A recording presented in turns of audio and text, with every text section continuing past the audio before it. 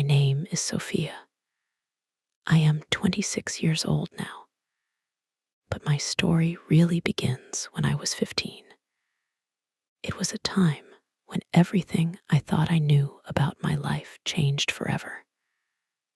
I want to share this story with you because maybe it will help someone who is struggling with questions about identity, about belonging, about what family really means. I grew up in a small town in the mountains, the kind of place where everyone knows everyone else, where the same families have lived for generations, where secrets are hard to keep, but somehow my family kept one for 15 years. Our house was small but comfortable. It had a red roof and white walls. In the front yard, my father planted roses every spring. My mother grew vegetables in the back garden. We had tomatoes, lettuce, and herbs that made our kitchen smell wonderful when she cooked. My parents were good people. My father, Roberto, worked at the local bank. He was quiet but kind. He helped me with my math homework every night after dinner. My mother, Carmen, was a seamstress. She made beautiful dresses and fixed clothes for people in town. Her sewing room was full of colorful fabrics and the sound of her machine working late into the night. I thought I was their only child. I thought I had Roberto's eyes and Carmen's smile. I thought the three of us were a perfect little family. I never questioned why I looked different from them. Roberto was tall with light hair. Carmen was short with dark curls. I was somewhere in between, with straight brown hair and green eyes. When people commented on how different I looked, my mother would just say, "She takes after my grandmother." I believed everything they told me. Why wouldn't I? They were my parents. They loved me. They took care of me. They came to every school play, every sports day, every parent meeting. They celebrated my birthdays with homemade cake and small gifts they saved money to buy. At school, I was a good student, but not the best. I liked to read and write stories. I had a few close friends, but I was mostly quiet. I liked to listen to other people talk about their families, their grandparents, their cousins. Sometimes I felt sad that we didn't have extended family nearby. Both my parents said their families lived far away and we couldn't visit them. When I was 15, everything changed on a Tuesday afternoon in November. I came home from school and found my mother crying in the kitchen. This was unusual because Carmen rarely cried. She was the strong one in our family, the one who fixed problems and made everything better. "What's wrong, Mama?" I asked, dropping my school bag by the door. She looked up at me with red eyes. "Sit down, Sophia. We need to talk." My father appeared from the living room. He looked pale and nervous. They both sat across from me at our small kitchen table, the same table where we ate breakfast every morning and where I did my homework every afternoon. "Sophia," my father began, then stopped. He looked at my mother. Carmen took a deep breath. "We received a phone call today from a woman in the capital city. She says she's your birth mother." The words hit me like cold water. I stared at her, not understanding. "What do you mean?" "You're adopted, me Ammer," my mother whispered. We adopted you when you were just 3 days old. The kitchen went silent, except for the ticking of the clock on the wall. I could hear my own heartbeat. I could hear a dog barking somewhere outside. But inside our house, everything had stopped. That's not true, I said finally. You're my parents. I'm your daughter. Roberto reached across the table to take my hand. You are our daughter. You will always be our daughter. But Carmen didn't give birth to you. Another woman did. I pulled my hand away. Why didn't you tell me? We were waiting for the right time, Carmen said. And then years passed, and it never felt like the right time. You were so happy. We were so happy. We didn't want to change anything. The woman who called, I said, my voice shaking. What did she want? My parents looked at each other. She wants to meet you, Roberto said. She said she's been looking for you for years. She only found us because she hired someone to help her search. I stood up from the table. My legs felt weak.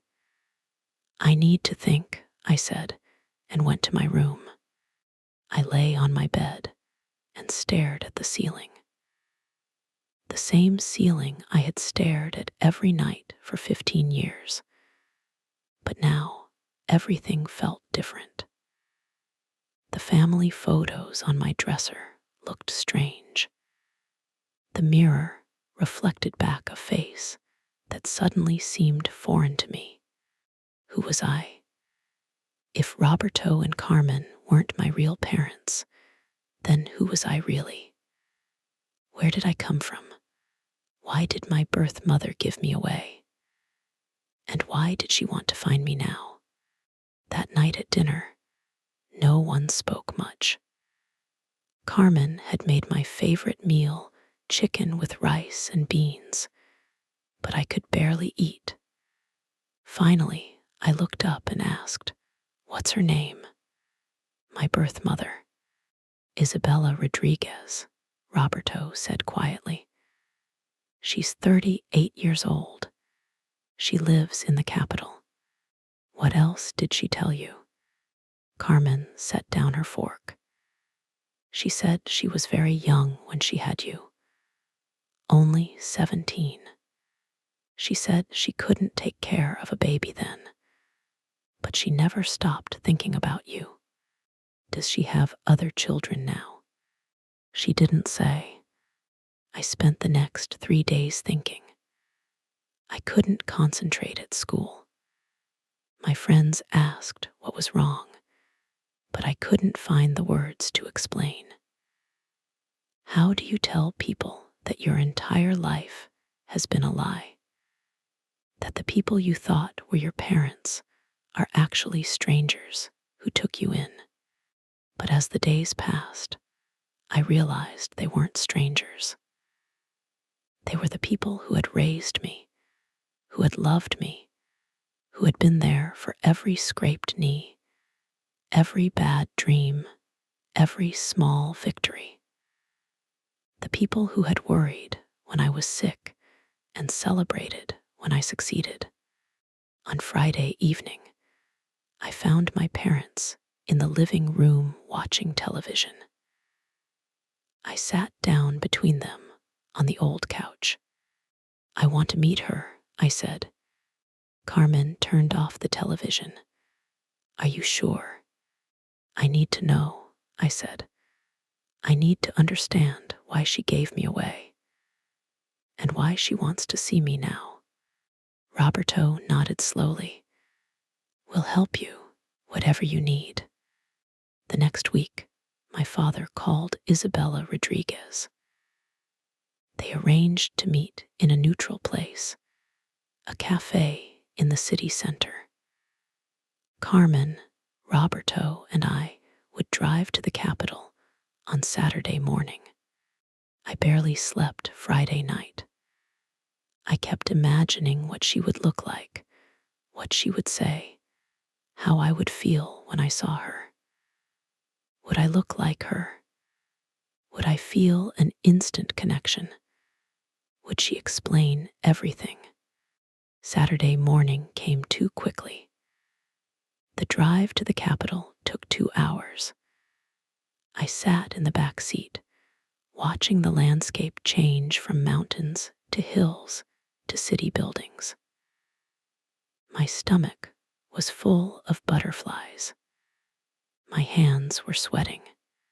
"You don't have to do this," Carmen said, looking back at me. "We can turn around and go home right now." "No," I said. "I need to do this." We found the cafe easily. It was a small place with outdoor tables and bright umbrellas. Roberto parked the car, and we walked slowly to the entrance.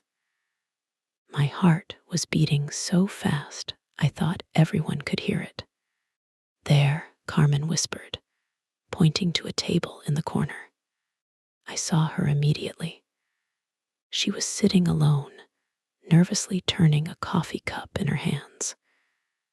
She had long, dark hair, like mine. She was wearing a blue dress and kept looking toward the door. When she saw us approaching, she stood up.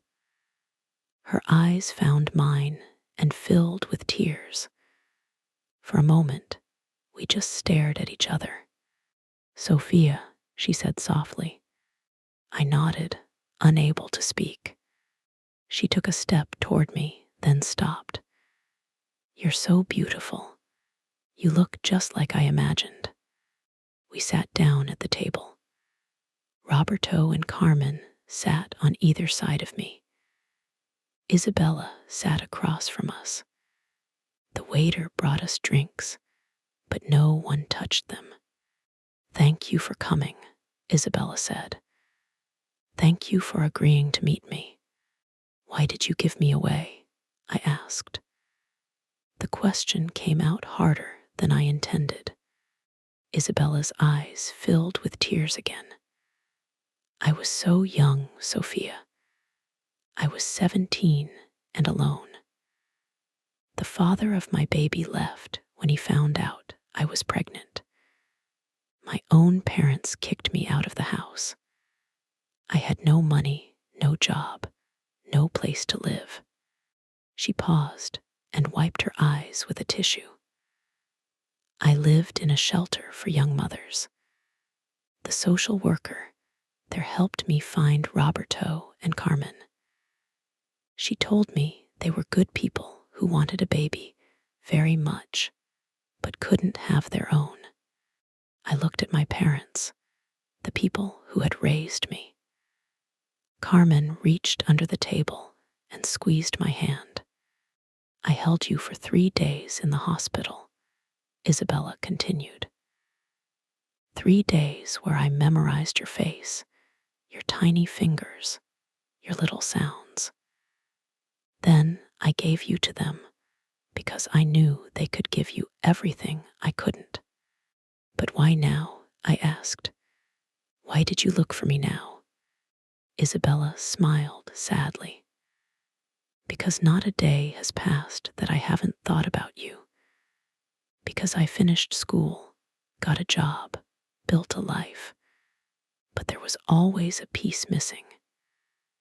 Because I needed to know that you were okay, that you were happy, that I made the right choice." We talked for 2 hours. Isabella told me about her life, how she finished high school while living in the shelter, how she worked multiple jobs to pay for college, how she became a nurse. She told me she never married, never had other children. "I couldn't," she said. "Part of my heart was always with the daughter I gave away." When it was time to leave, Isabella asked, "Can I see you again?